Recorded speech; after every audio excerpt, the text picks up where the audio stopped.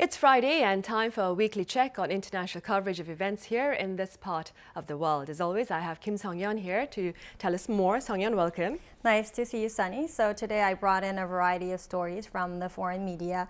As you can imagine, I'll start out with the Netflix series Squid Game, and then we'll go on into the theme of defense today, including the latest debate surrounding military conscription here in Korea, as well as the major defense exhibition that's taking place right now. Also I'll be touching upon the global media reactions to North Korea's missile launch from earlier this week. So let's dive right in.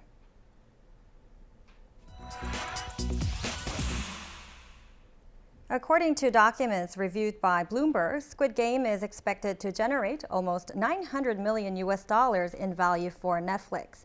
The news comes days after Netflix said the hit series had become the biggest launch in the company's history.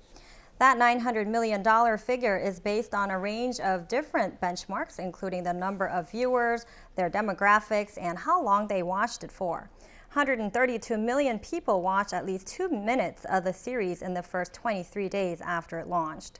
The show is expected to generate huge returns, especially given its low budget of $21.4 million.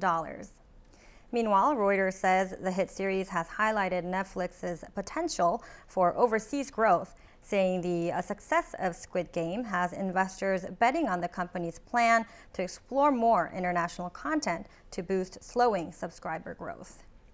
Right.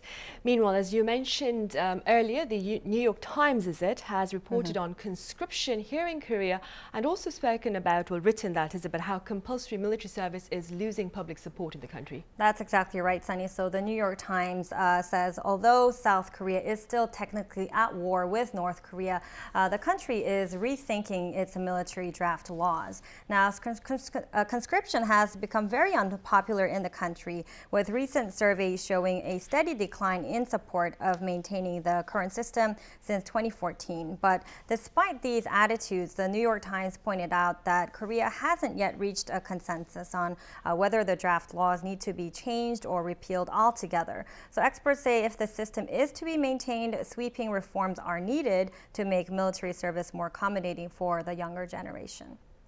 Right, Sung-yeon. Now moving on, the Seoul International Aerospace and Defense Exhibition kicked off earlier on Tuesday for a 5-day run. What has been the foreign response to this show of might?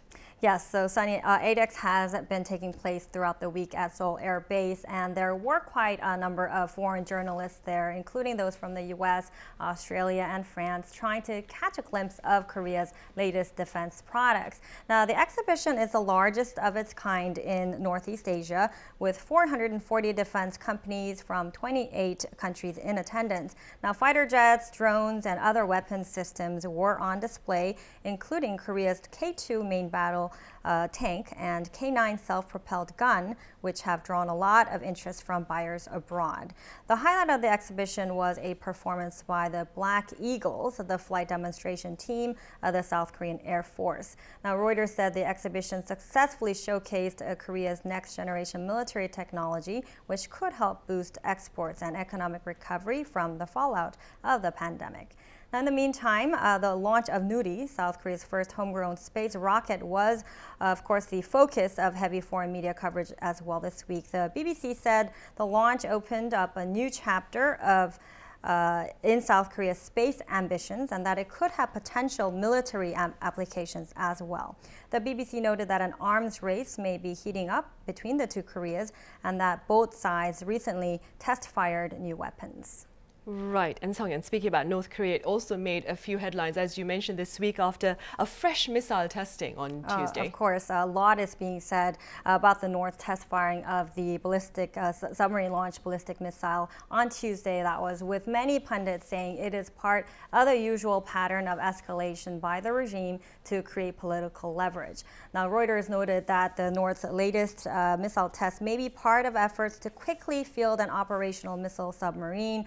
Nevertheless, other experts say that the development is expected to have only a limited impact on Pyongyang's arsenal until more progress is made on a larger submarine. CNN, meanwhile, reported that North Korea's missile test came after weeks of mixed signals on the peninsula, where signs of cooperation between Pyongyang and Seoul coincided with rising tensions on the military front.